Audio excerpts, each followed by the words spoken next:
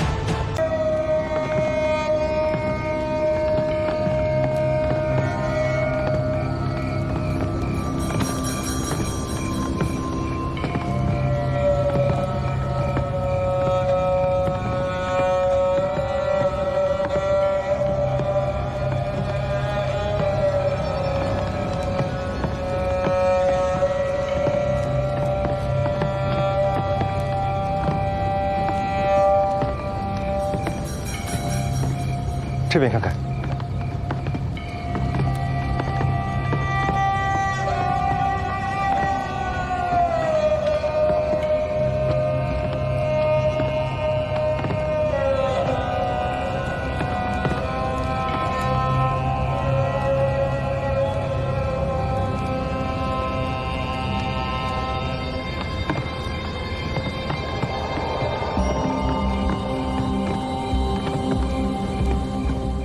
有人在这上吊死了。既然敛了尸体，为何不收了这布条和地上的板凳呢？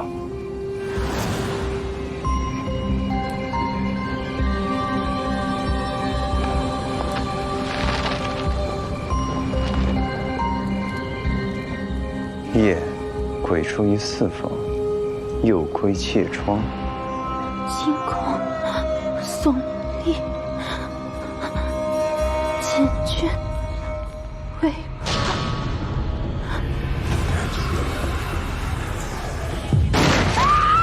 是遗书，这是一名女子所留。夫君未归，她就遇到可怕的事，逼得她上吊自杀。他说有鬼从窗落，这大堂却是挂了不少画了符、写了鬼字的竹牌，莫非又是个闹鬼的客栈？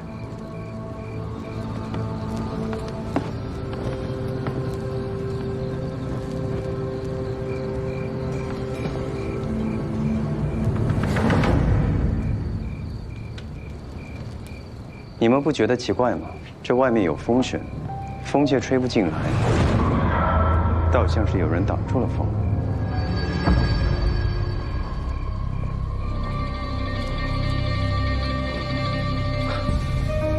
是鬼，鬼帮你挡住了风。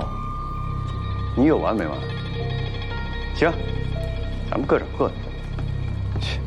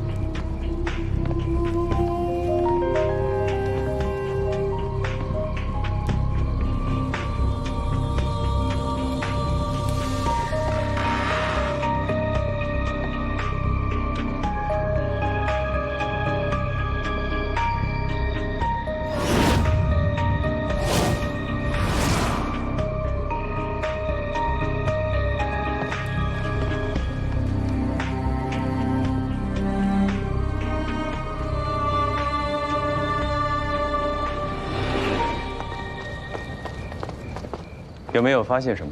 房间里确实留有很严重的打斗痕迹，但尸体都不见了，像是某年某月某日，大家集体消失了一样。那我们是怎么进来的呢？有门啊，也是哦。哎，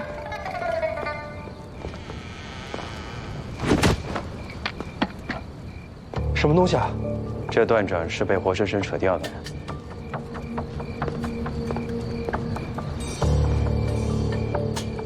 从这腐烂程度来看，应该不超过4、5日。啊，那就说明，这个鬼啊，他还是在杀人。你看着我干什么呀？你好好想一想，我们进来客栈这么久了，说不定早已经被人家盯上了。唉，如果不赶快离开这个客栈，我们凶多吉少。哎，你们看门框上面。 看来这只手指力惊人啊！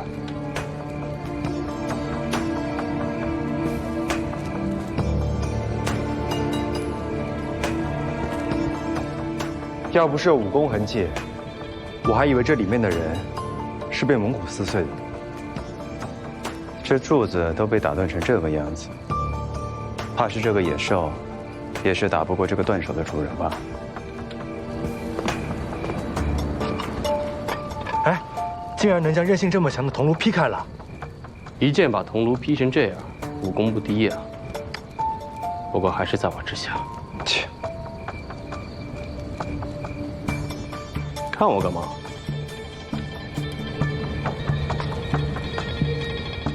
剑痕从铜炉中劈开，剑锋却偏走3分，这个招式很像是招一般。还有，这个门框上的指纹和掌印。 也都是人所为，指力能嵌入硬木寸余，还有爪纹浮于左右，这个就是昆仑派的外家功法。通过痕迹就能判断出武功和门派，这绝对是精通武艺之人才能做到。李莲花，你到底是什么人啊？又是昭月，又是昆仑，看来还真有一群武林高手在这儿打斗过。如果真的是武林高手过招的话，那这里为什么会有这么多野兽的痕迹呢？ 方小宝，你有没有听说过江湖上有哪个门派是以驯兽为主的呀？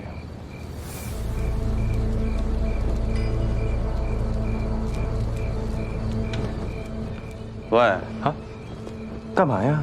这大晚上发什么呆呢？不曾听说。哎，也是啊，这些人都去了哪里了？打完架不管是输是赢，自然是要离开了。 这打完人便走，但这里是客栈啊，这些年一直荒在这里，难道这里没有人收拾了吗？这里死了这么多人，楼下还贴这么多符，不敢进来，有鬼啊！楼下还贴这么多符，不敢进来，有鬼啊！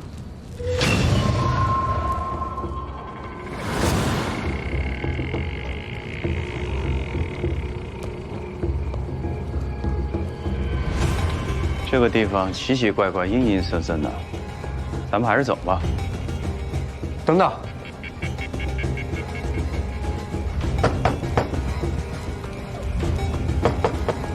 等等，这好像暗门啊！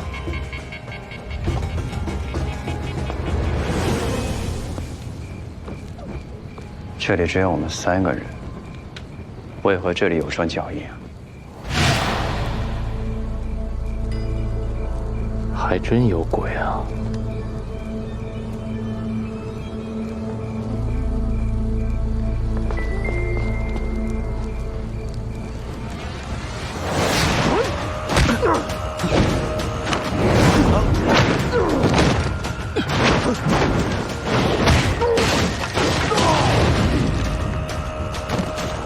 什么东西啊？追！哎，别这样！ 究竟是何物啊？从来没有见过这样的东西。此乃非寻常之物。没错，力量和速度都非寻常之物，我们还是要小心点。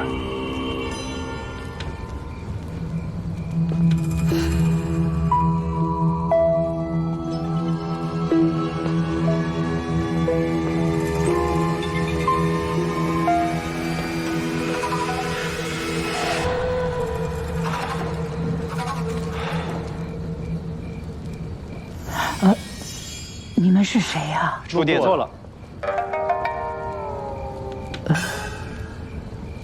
哎呀，这里面有鬼，我们都不敢进来。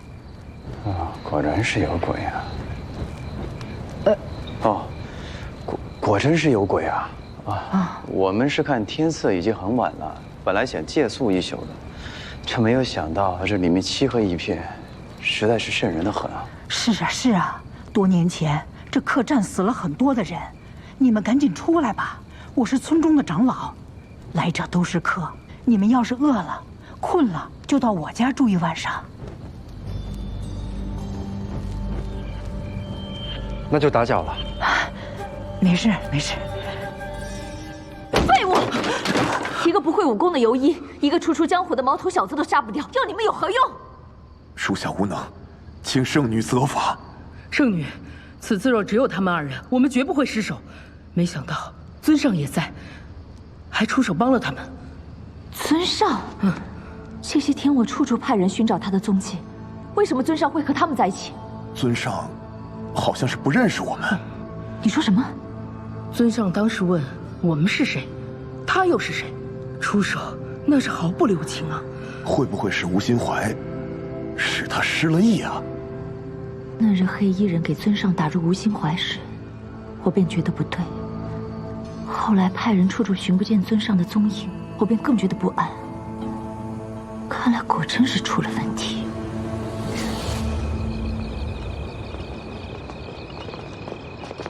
圣女这是要去哪儿啊？我正要找你们算账，你们骗我，给狄飞生下的不是普通的吴心怀，是至纯吴心怀。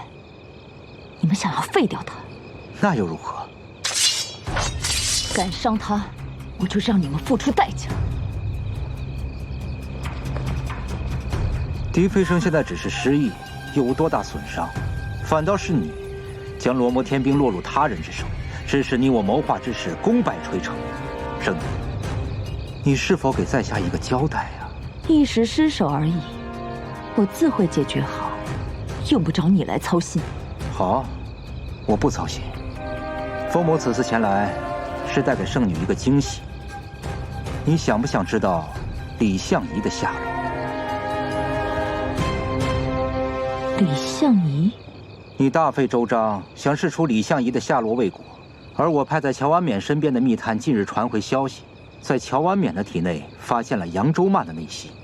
这股内息以前是没有的，自从乔安冕中了你冰中缠之毒被救治之后，才莫名其妙地产生了。扬州慢？不，乔安冕体内的冰中缠，明明是狄飞生替他解的。真是狄飞生吗？冰中缠之毒在这世上只有扬州慢的内息可以化解，这你是最清楚不过的。如果不是狄飞生，那接触过乔安冕的人只有一个，李莲花。果然是他。李莲花就是李相夷。狄飞生现在还在极力为他们掩饰。我一心为了他，一心想要帮他除掉李相夷。他不仅什么都不告诉我，还帮着他瞒我骗我。小大美人，看来你笼络人心的手段着实一般呢。而且他们现在联合在一起做什么，你一概不知。你这金渊盟的圣女还真是一无是处。就凭你还敢来智慧我？若不是看在你主人面子，你已经是个死人了。圣女息怒，是在下失言了。其实我这么做，也是在为你着想。狄飞生已经发现你我合作的端倪，他容不下你。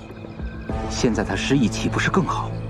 他不会盯着你我之事，而且他任你将他带回身边之后，还不是任你百般调教。主人吩咐，当务之急，一是要确定那人是否是李相夷，二，夺回罗摩天兵。你的主人不过是有求于我，同我合作，几时轮到他来命令我？我的事，我自会安排好。既然你是他的狗，那就滚回去告诉他，等我回来，我自会把账跟他算清楚。万圣道的人马任凭圣女差遣。哼！多谢石长老，今晚让我们借宿一宿。村中已经多年没有人来了，三位到此，实乃是缘分。敢问石长老，这村民一直隐居在此吗？话说也有100余年了。当年祖上为了躲避战乱迁徙到此，直到10几年前有外人进入，我们村子才又与外人有了联系。请。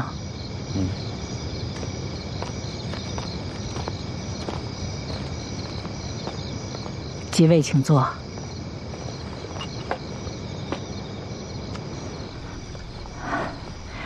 这是我们村中常吃的野驴肉，也不知道合不合你们口味。没想到村里菜肴这么丰盛啊！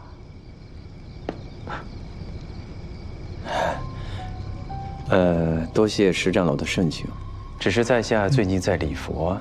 哎，我听说这个高山野驴十分的通人性，我实在不忍心，还是不吃了吧。啊，原来是这样。既然如此，那就尝尝我们村中用冷泉酿的柔肠玉酿酒。这位少侠怎么不坐？石长老，实不相瞒，我这2位小兄弟与我一样，也都在辟谷。这美酒和这美食，实在是无缘了。原来是这样。是啊，确实有点可惜了。哎，石长老，您刚刚说的这个柔肠玉酿，是不是传说中习武之人喝完就能内力大增的酒啊？不错，10几年前呢，无意进村的人发现这柔肠玉酿可以增进功力，所以呢就招来很多慕名而来的人。可是当他们知道这柔肠玉酿是用村中的冷泉所酿，便开始抢夺冷泉，砍伐果树酿酒。泉也枯了，树也砍光了，村子也被他们弄得一团糟。他们走了以后呢，我们就把村子的路给堵上了。这些年，只有今日3位到此，便再无人来过此地了。那这冷泉已经枯了这么多年，那这瓶又是从哪儿而来？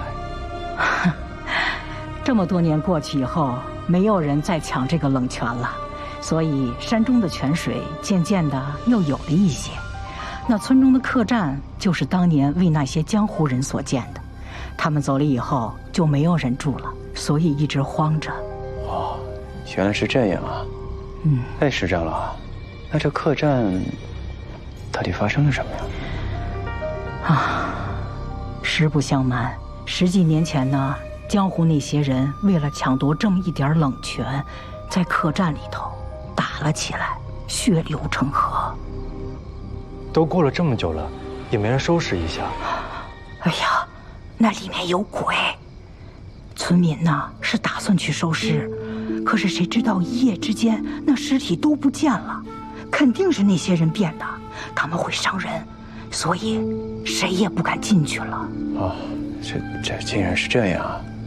那幸好我们走得快。哦，对了，当年来这里的人当中，可有一人常戴着鬼面具，做阎王打扮，被人称作为黄泉府主的人。黄泉府主？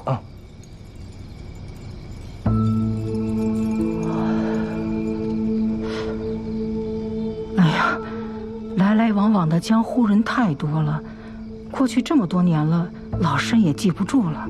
你们是要找人吗？那个人是我这位小兄弟一直以来仰慕许久的一个老前辈，他也未曾见过。哦，是啊，我听说连泉前辈也曾喝过这里的柔肠玉酿，我想追寻他的脚步，顺便问一下。实在是帮不上什么忙。这时日不早了，3位早点休息，明日一早我送3位出村。有劳了。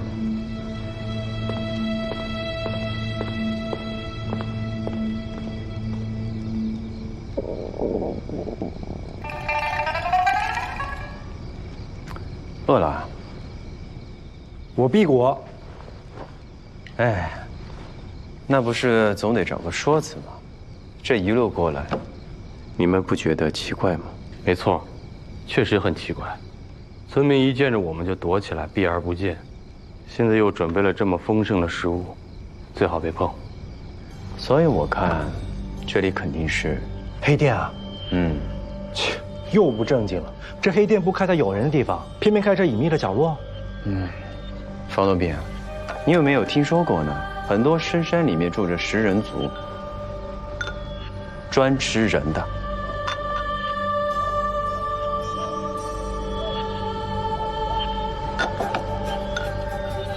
那这里的村民不也？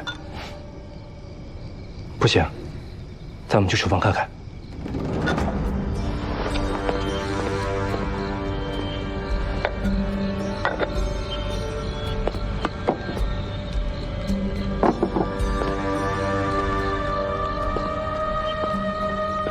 这什么也没有啊，肉都藏哪儿了？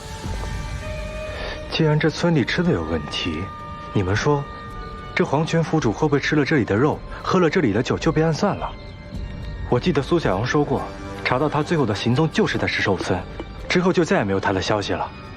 莫非就是在这出的事儿？那间客栈里面确实出现过不少武林高手，还发生过打斗，但我并没有发现连泉的武功痕迹。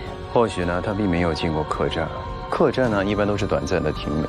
要是真的有人在这里伐树酿酒的话，恐怕就要久居一阵子了。可是下午进村的时候，只有村民今年久居的屋舍，并没有看到什么外乡人新建的房子啊。难道那长老又在胡扯？其实根本没有人愿意留下来抢那山泉酿酒。他为何撒这样的谎？都听江湖传说这个柔肠玉酿，但你们有没有想过，真的有人喝过这个酒，到过这个石兽村？对呀，这江湖上从来只有柔肠玉酿的传说，却从来没有听谁说过自己喝过这酒。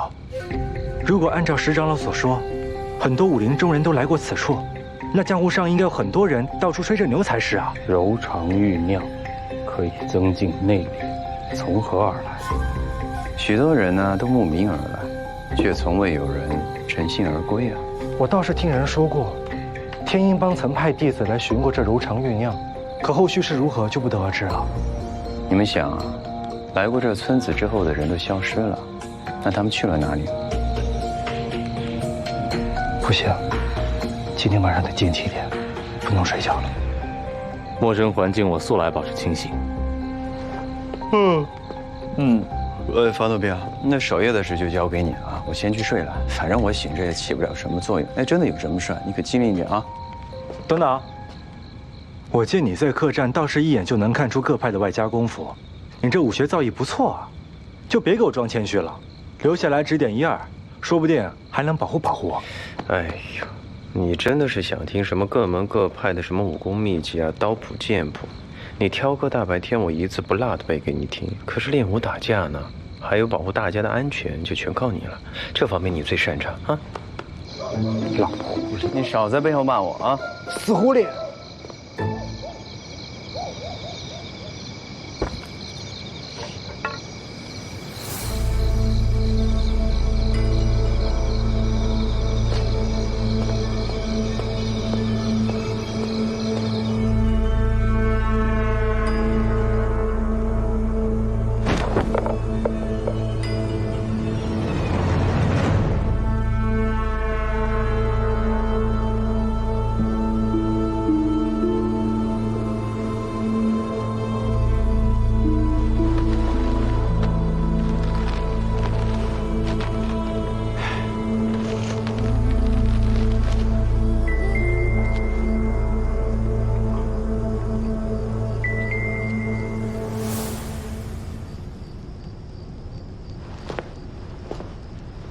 给，先泡过水，将就将就，能吃。不吃拉倒。哎，哎，谢了。哇，竟然会接啊！还以为你这个黑面煞星不用人力也不理人。还是现在这个失忆的样子好。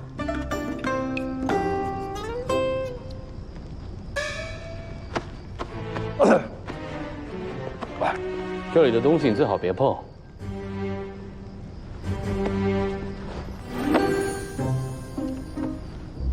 谢了。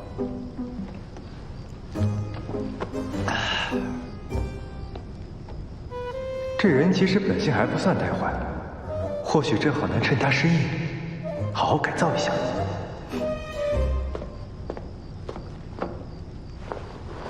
阿飞，你人生有没有什么理想啊？练武，练武不算是理想啊。练至上的武功。天下练武之人分两种，锄强扶弱，恃强凌弱。你可以成为人人敬仰大英雄，也可以成为人人得以诛之的大魔头。你会选择哪个？不重要。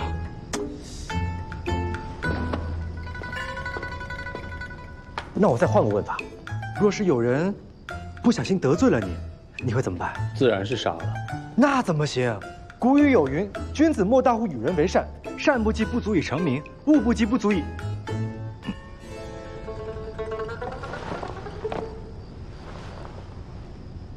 你到底想说什么？哎，我就是想跟你说，习武之人一生浩然正气，不能因为一己私欲妄开杀戮呀，应当锄强扶弱。我知道你曾经误入过歧途，但人孰能无错呢？最重要是能够改过自新。哎，不听就不听，怎么还动手打人呢？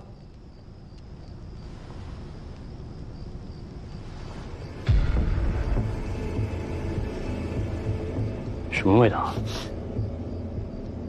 是蜡烛。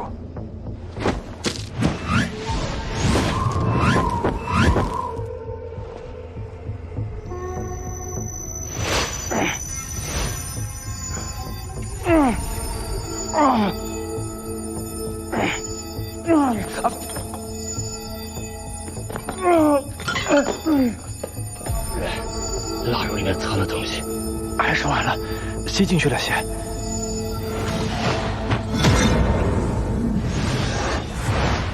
是吴心怀，你没事吧？怎么样？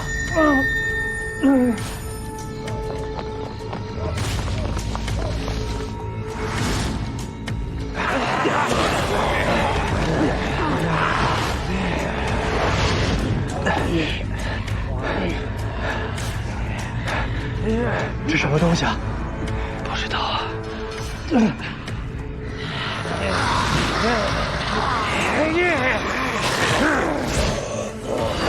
虚小八卦镜，难道是10年前都失踪的翠华山掌教？是铁扇门，苍阳旋风说电话，是那别当朱墨飞，这是要开武林大会啊！你怎么都认识？这都是失踪多年的武林高手，这一个一个来，亡人抵挡，这一群一群来，他们得把我们都撕了。运气，必毒。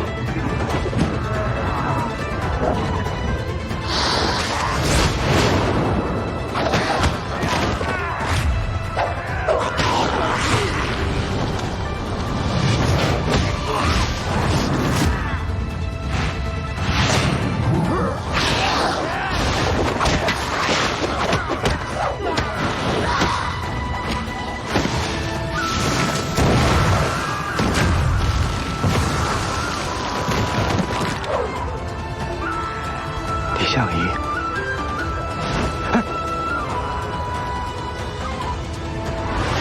李相宜，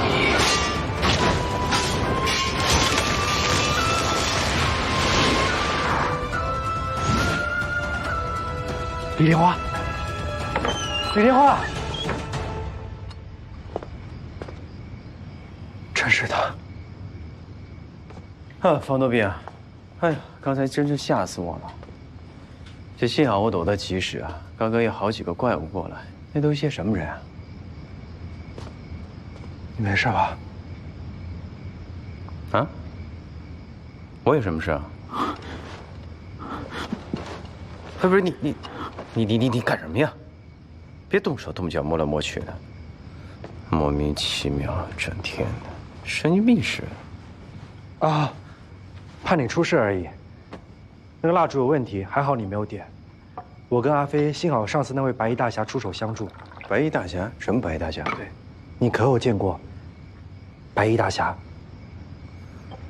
哎，还白衣大侠呢？刚才那几个怪物过来，吓都吓死了，直接躲在这个门后面，连个鬼影都不敢看。你也不早点过来。哦，竟是如此。刚才那些人逃走的时候发出一些喊叫声，怕是在召唤同伴，咱们最好赶紧离开。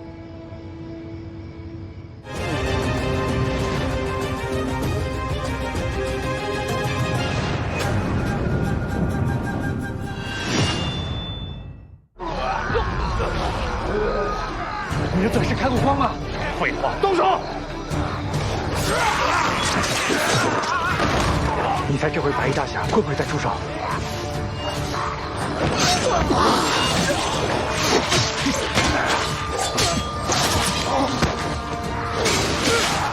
李莲花，快帮忙！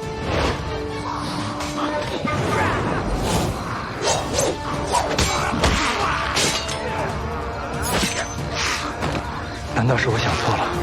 他连剑都拿不到，不可能是白衣大侠。这果然动了一下内力，就支撑不住了。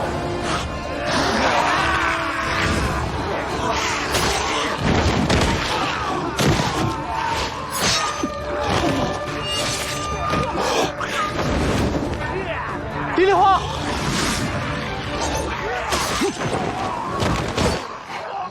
陆少侠，原来是你们，先一起杀退这些怪物。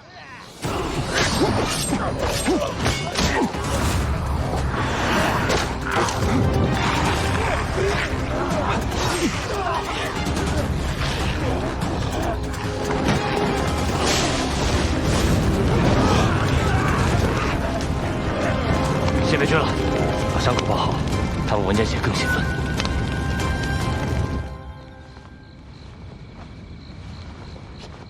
多谢陆兄方才出手相助。我路过，正好听到有打斗声，便过来看了一眼，没想到是你们。这个村子十分隐蔽，陆兄为何会在此呢？实不相瞒，3年前我与我的一位挚友，昆仑派乾坤如意手金有道，约好在这附近的八荒混元湖比武。可是我在这儿等了他1个月，始终不见他来。我去昆仑派找他才知道，他已经1个月没有任何消息了。此后，我便一直寻找金兄的踪迹。难道当日在女宅，你怀念的那位旧友，就是金有道？我们约好比武的日子就是3年前的今天。此后每一年的这一天，我都会来这附近等他。我相信，他绝对不会是失约的人。比武，乾坤如意手素有侠名，吉人自有天相。不过之前我来此处，附近都是山壁，今日却发现原本山壁的位置开出了一条路。我觉得奇怪，便走了进来，发现了这个村子。突然开出的路？想必不是突然冒出来的路，怕是这个村子一直留着一条与外界联系的通道，根本就不是什么隐士之所。他们身上还有吴心怀，难不成也和南印有关？南印，那个灭亡100余年的异族。若真是这样，恐怕就更糟了。现在莲花不知道被带去了哪里，他现在连剑都握不住，他真出了什么事，根本就抵挡不住。我不会让他有事的。你怎么突然也关心他的安危了？反正他不能死。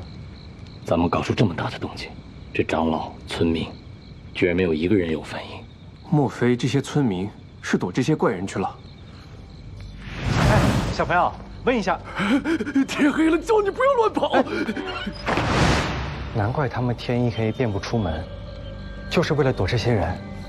这些怪物可都是武林中销声匿迹的高手，竟然全部都在这儿。金有道也是突然失踪，还曾和你约在这附近，难道也和这村子有关系？那间客栈到处都是武林高手打斗过的痕迹，必是神志清醒的人使出的招式才会留下的。可刚才那些显然已经失去了神智，莫非他们是被引到这个村子里，中了什么毒，或者染了什么病，才变成这个样子的？若真是这样，难道金兄也是着了此道？糟了，看来莲花眼。既然客栈里打斗的人都还正常，应该发生过什么事？先前与你交手的怪物，是不是和客栈里是一样的？咱们再去看看，应该能找到些线索。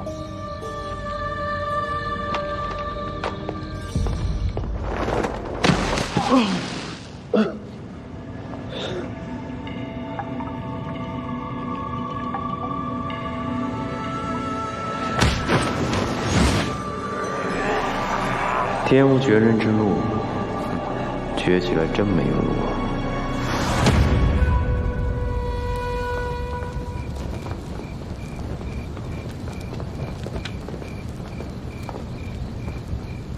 现在看来，这里画了这么多符，是住在这里的人为了驱赶失职之人辟邪用的。那些人血迹斑斑，动作快得更不像人，很有可能被当成鬼了。莫非是住在这里的武林高手？突然遭到了先前来到这儿，却已经失智的武林高手的袭击，所以这里才会发生这么惨烈的打斗。那也就是说，不断有人进到了这里，不断变成了怪物。李莲花曾说此处有昆仑派武功的痕迹。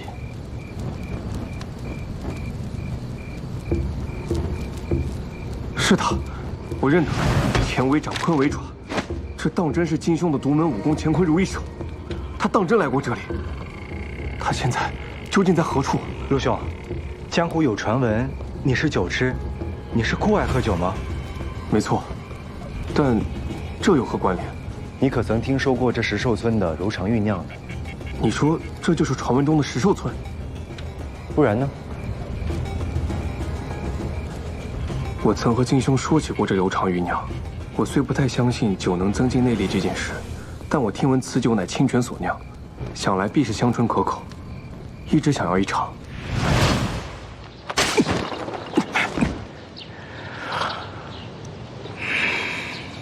金兄，我来呢，就是想提醒你，下个月比武的事情。下个月菊花山八荒混元湖畔，不见不散。八荒混元湖，为何去那儿？去了不就知道了吗？届时比试完之后，有好东西送给你。难道金兄当日说要送我的东西就是这柔肠酝酿？看来他正是为了这柔肠酝酿，才会在这里出了意外。这柔肠酝酿，当真是引人来此的骗局。之所以没有任何人说来过此村喝过此酒，是因为来过的人都没出去过。我记得这里之前有道暗门。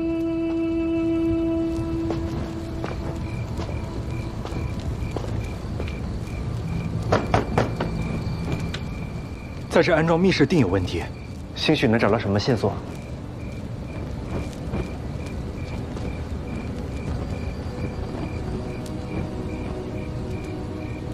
这机关在上面呢。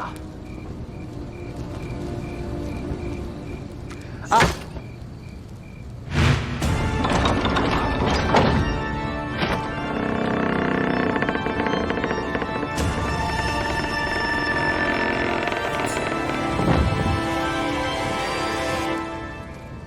我还道方兄和李兄乃是至交，没想到和阿飞兄也是如此默契。我和他不熟，我也不熟。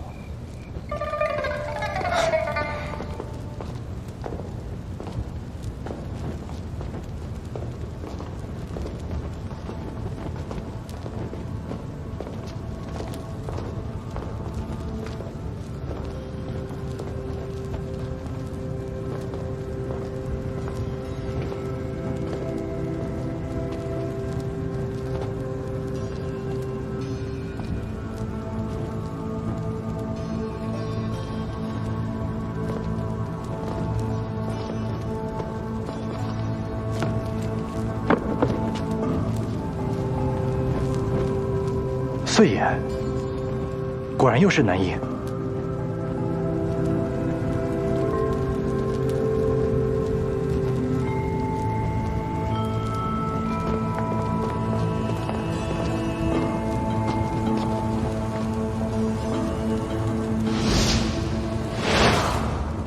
看样子像是断头而亡。这衣服上都是灰尘，没有血迹，而且穿戴整齐，断头之处有明显的撕裂痕迹。这尸体是干了之后才被断头的，周围连血迹都没有，这断头处也犹如碎纸。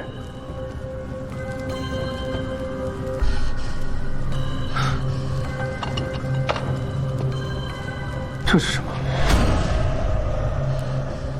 鬼入妾屋，妾绝笔，最后一个笔字显然没有来得及写完。这个字迹和之前上吊那个屋子里是一样的，看来这具女尸是被挪到这里来的。可是人已经死了，为何还要将尸体风干，将它断头，把身体藏在这儿？他的头又去哪儿了？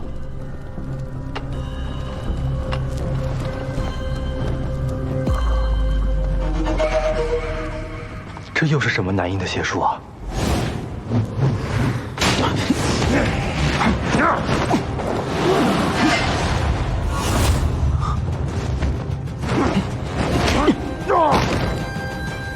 是之前那个怪物。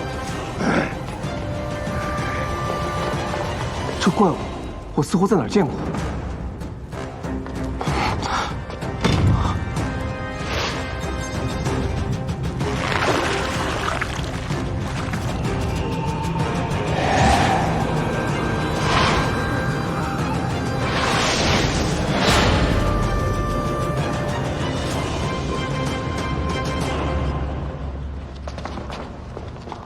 长老，长老，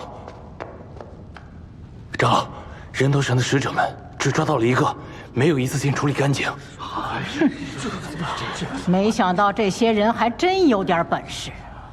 不过，不用担心，客栈是人头神的涅槃之地，留在那儿那么多年，就是为了引这些人进入的。那里早就准备好了人头煞，只要这些人一沾到人头煞，便会和之前的那些武林高手一样，成为人头神的使者。你所说的人头煞，可是此物啊？你们竟然没事！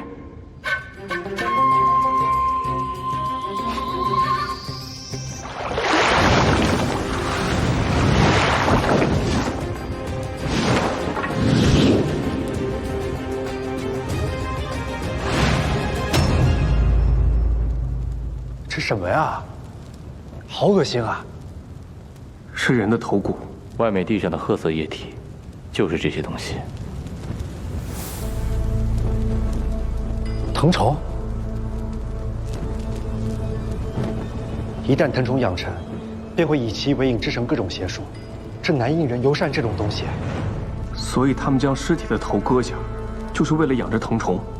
藤虫，邪神标记，这确实是南印的藤术。难道他们就是中了这个东西，所以变成了怪物？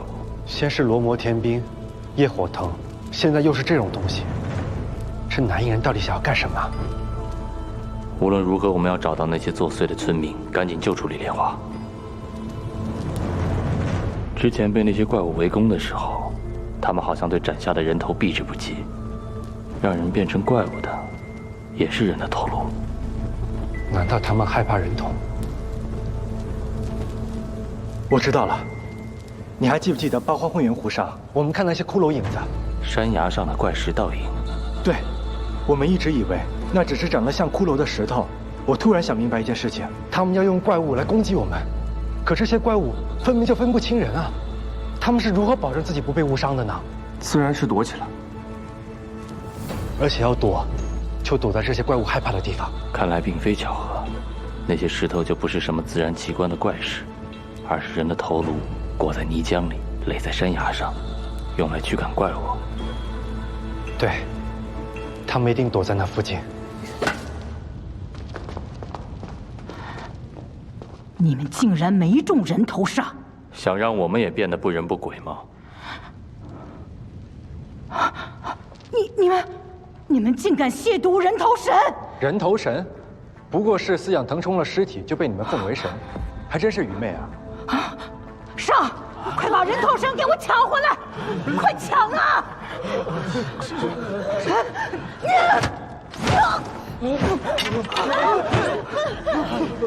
看来你们当真很害怕这陶罐啊！要是被人头神的使者找到这儿，一定会把你们给撕碎！赶快给我们放了！你们那些人头神可是怕极了这里人头骷髅，断不会进来的，不是吗？说，把李莲花带去哪里？哼，现在还问这些有什么用？只要是被人头神的使者抓去的，都活不过1个时辰，恐怕现在已经被分尸了。你要想知道人头神使者的据地，妄想！你若不说，我将这东西扣在你头上，做人头神的使者，如何？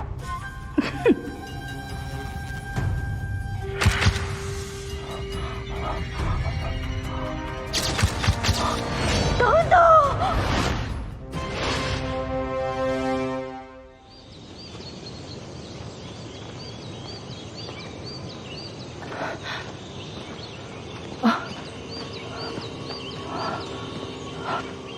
别再往前走了，别再往前走了。那儿就是天坑地缝，是制造人头煞的地方。人头神的使者们都盘踞在那儿。怎么控制他们？这个没办法，只有等到太阳照进洞里的时候，他们才会变得痴痴呆呆。否则的话没有办法啊！再等等，等到太阳照进洞里的时候就可以了。这是李莲花的布袋，晚一分进去，李莲花就多一份危险。走。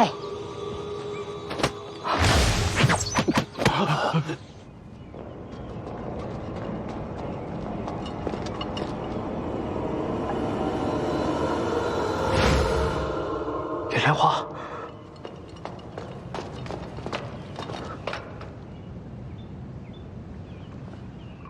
李莲花，你醒醒！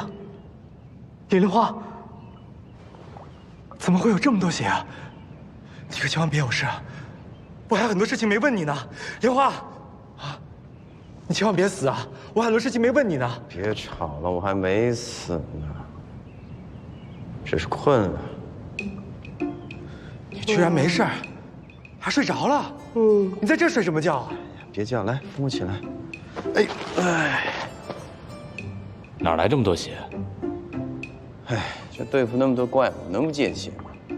来来来，扶一下。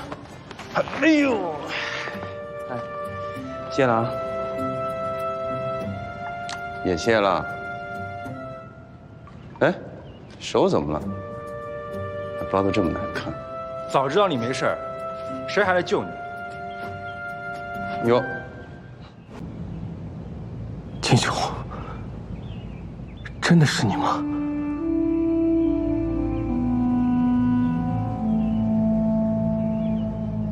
原来他与陆兄果真是有些渊源。先前这位在客栈看似袭击我们，但并非有心伤害，因为他一早就认出陆兄所赠我的酒壶。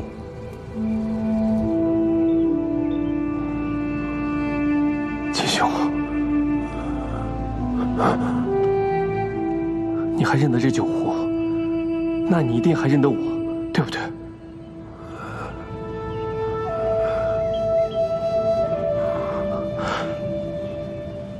我找了你3年了，终于找到你了。我就知道，你一诺千金，绝不会失约。我来赴约。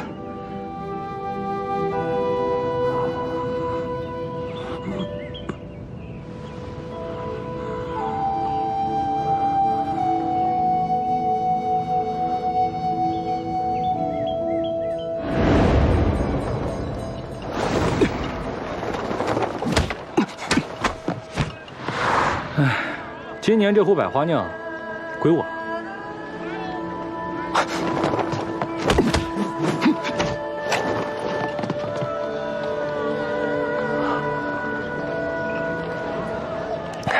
承让。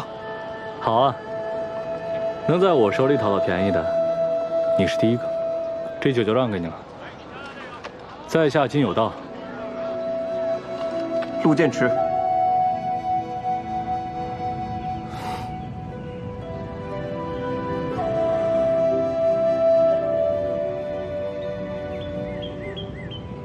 没想到结果竟然是这样。他当真是金有道，也是这位金兄护了我的周全。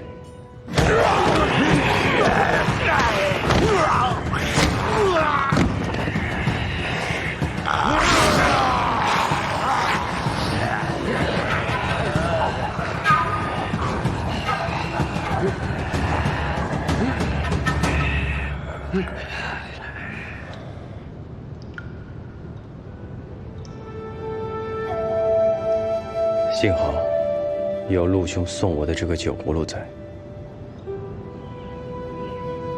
后来我才发现，这群怪人怕火，我才围在这个火圈之中，避开了他们。人没事就好。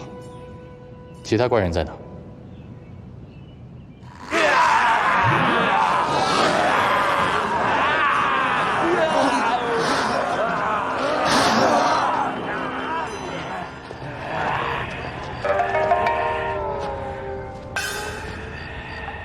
这晨光照下来的时候呢，我发现他们的行动缓慢，于是把他们引进这个地牢，关了起来。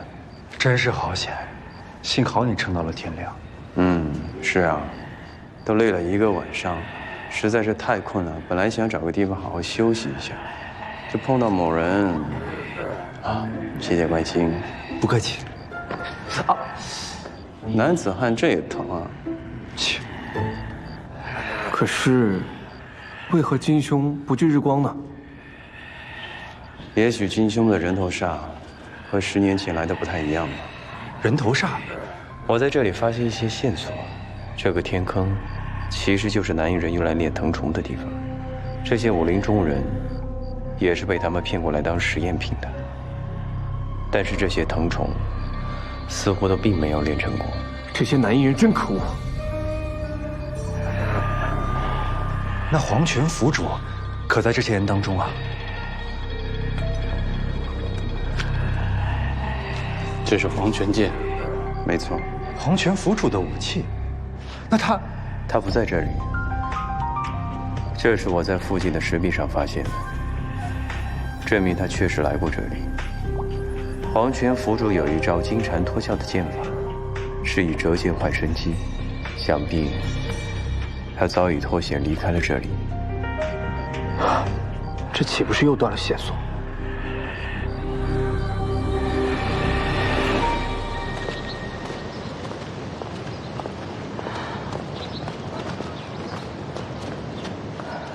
你们竟然还活着！你快说，人头煞的解药在哪里？解药？人头煞怎么会有解药？把灵魂献给人头神的人，永远都是人头神的奴仆。你胡说！这天下毒药也好，蛊术也好，既然能治出来，就一定要解药。你快说！人头煞根本就没有解药，这是你们应得的惩罚。闭嘴！天大地大，天下的奇人异事何其之多，我相信，只要踏遍天涯海角，就一定能找到让金兄恢复的办法。三位，这次多亏有你们相助，我才能找回金兄。陆某在此谢过诸位了。陆兄，也别这么说，都没帮上什么忙。今日一别，相聚不知何年。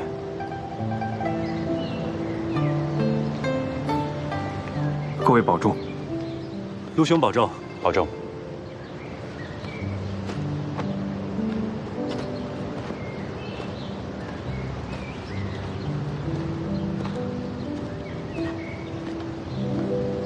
哦，对了，之前我在天坑里面发现一些重要的东西，只怕南夷人的目的没那么简单。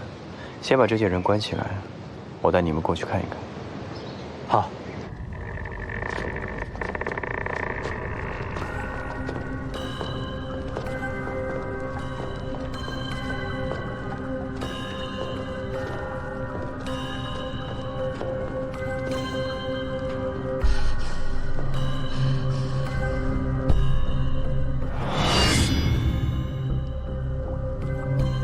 这是他们专门研究人头煞的地方。我之前逃命，无意间进到了这里，看到了他们的手杖。你们看，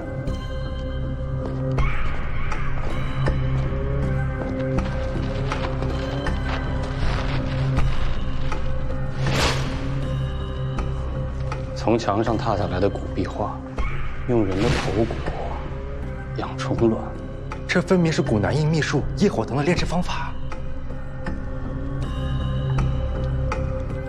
在头骨中炼成的业火藤，有母藤和子藤之分。掌握了母藤，便能控制子藤进入的素体。所以这业火藤是用来控制人的。人头煞可能也用了这种方法，那和业火藤有什么关系？因为这个业火藤是古南印的邪法，炼制的方法早都已经失传了。你们想啊，当年南印也只有在皇族还存有一枚业火藤，但如今南印已经覆灭，那业火藤也下落不明了。你的意思是，南印人其实已经发现这些壁画，但此图描绘制作过程不全，所以南印后人并没有完全掌握炼制方法，所以才一次一次试验，导致那些武林高手变成不受控的怪物。正是如此，也是因为这样，10几年以来，这个人头煞早都已经失败了，所以南印人才想放弃，决定去找南印皇室丢失的那枚业火藤。南印人想要通过业火藤将中原武林控制起来，这才是他们需要罗摩天兵的目的。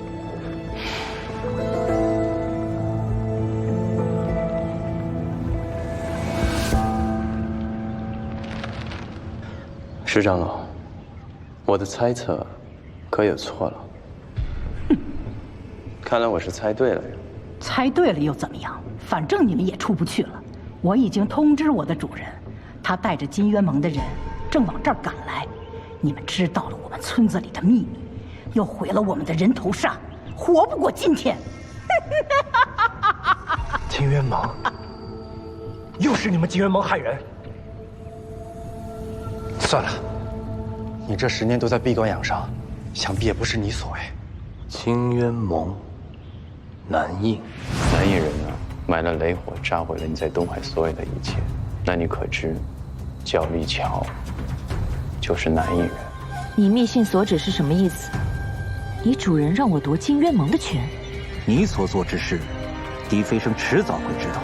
到时候金渊盟在你的手中，对你我2家都有好处。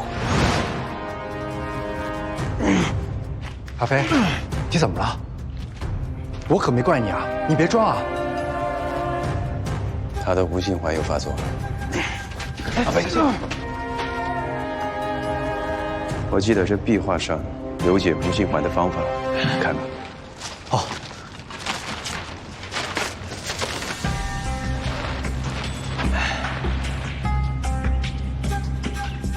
找到了，这话的意思是，用无心怀养大的水蛭，从太渊穴吸出毒血，便可驱除体内的无心怀。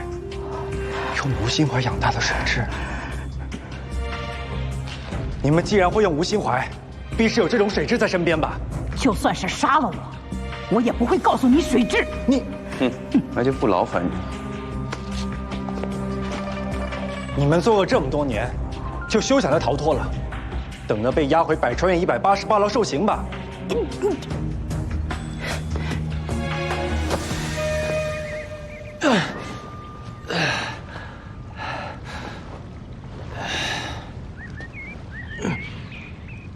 阿飞，借你的血衣用。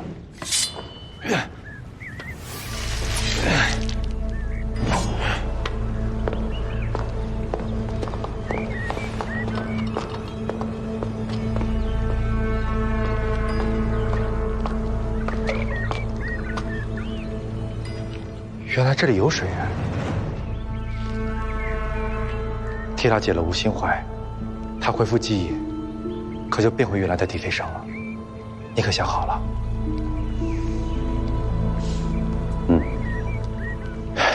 罢了，就当释怀先前帮我开机关的人情了。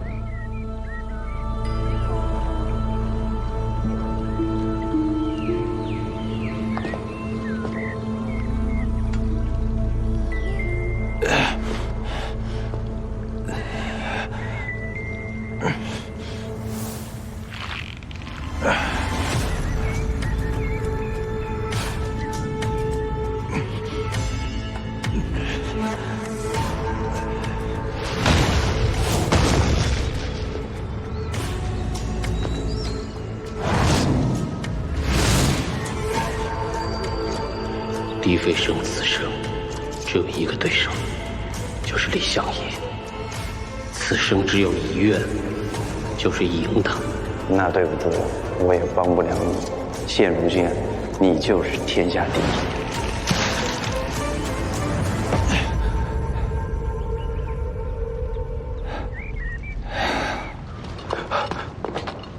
阿飞，没事了。吴心怀刚清，他只是气血攻心，暂时晕倒罢了。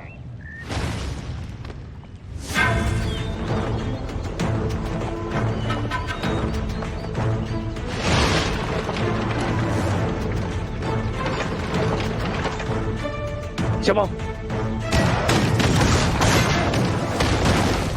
快走！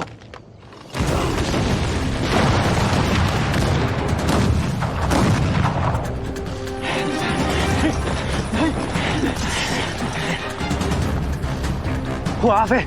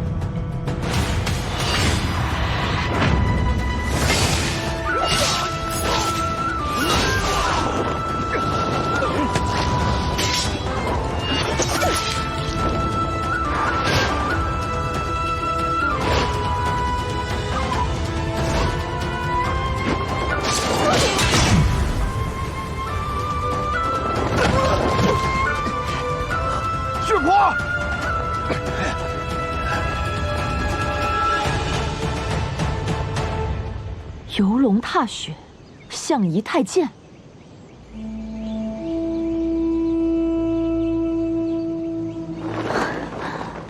当年李相夷看到东方青冢梅院中有一株异种梅树，美不胜收，欲折梅17朵，赠与四顾门女子17人。东方青冢不允，于是二人在梅院比武，你将其挑败，折梅而去。我记得用的就是你这招游龙踏雪吧？我果然没看错，你就是李相夷。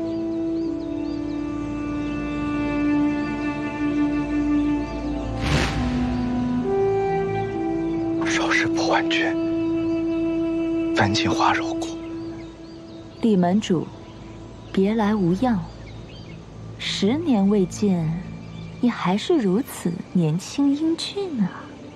小大美女，也真是客气了。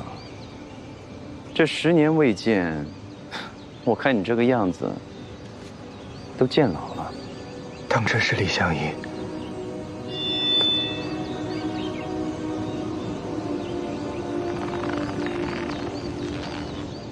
你嘴可真是贱，比10年前还让人讨厌。碧茶之毒，竟让你武功不输。区区一个碧茶之毒，又怎能困得住相夷太监？是啊，我这10年苦练功夫，就是为了破你这相夷太监。今天，我定要杀了你！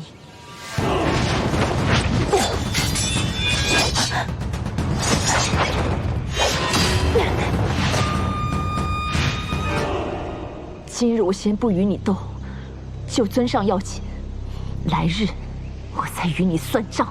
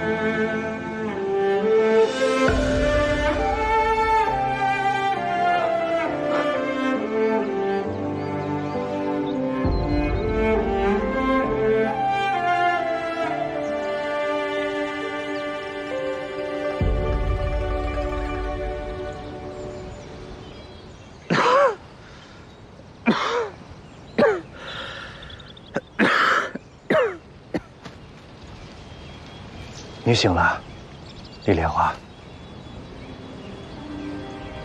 不对，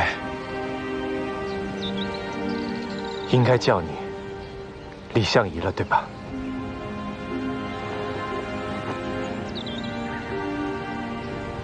是。你和杨州曼，你和狄飞生一直有瓜葛，你对我爹的事如此了解，你一直想要甩掉我，就是怕我知道你的身份。所以白衣大侠也是你，对吧？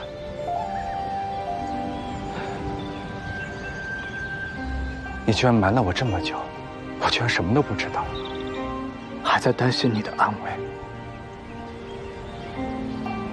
方小宝，有些事我并非刻意隐瞒，并非刻意。那一直藏在你身上的文景剑，你又当如何解释呢？当年我爹托铁甲门世家，以天外云田打造的兵器，除了一件护心甲，还有一柄软剑。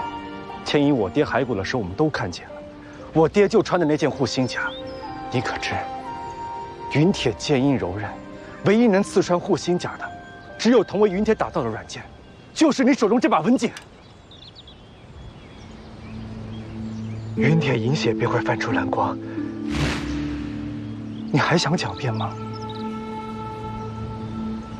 你是说，文景之所以会泛出蓝光，是因为它是云铁所制？你内力猛进，这柄软剑或许刚好适合你。再过几日便是你18岁的生辰了，师哥便将这把软剑作为礼物送给你。此剑柔韧，出鞘文景，战无不胜。这果然是一把好剑，稳劲，亦如文锦，既是师兄所赠。文锦之交，同生死，共患难。那这把剑，就叫它文锦。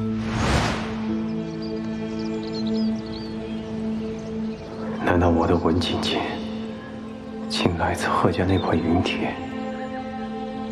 那贺家三郎，莫非是被师兄？你说你不知道云铁，那你手中这把剑又如何解释？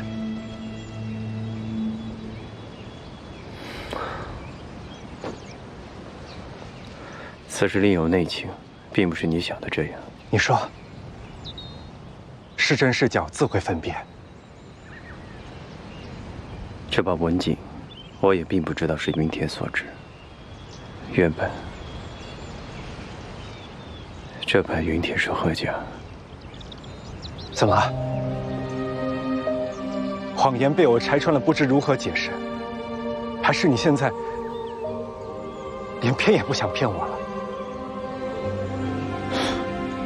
小宝，很多事情我还没有弄清楚，我不希望你因为我说的话心生怨恨。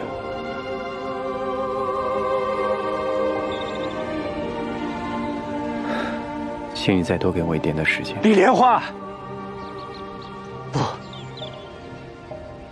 应该叫你李相夷。你我一路走来，只有我对你推心置腹，可你呢？多少次答应我绝无虚言，可到头来是满肚子谎言。论算计人心，谁也比不上鼎鼎大名的李门主。是我看错了你，你今天不给我个合理的解释，信不信我此刻就为我爹报仇？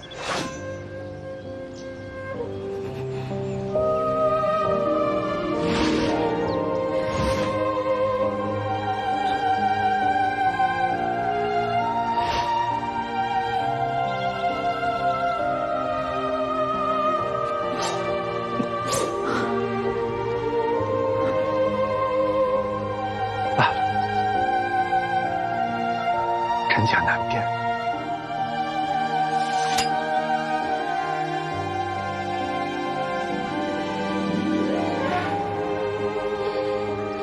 今日你我犹如此地，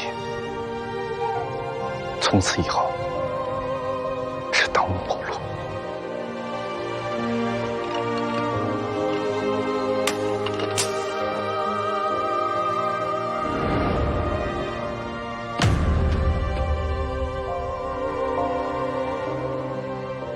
若有一天，我发现我爹的死当真与你有关，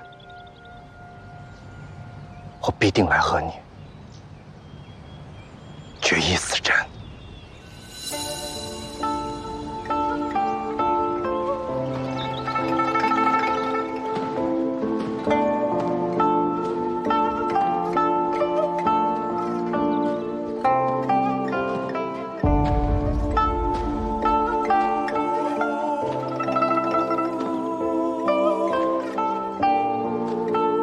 那就为之前的事情做个了结。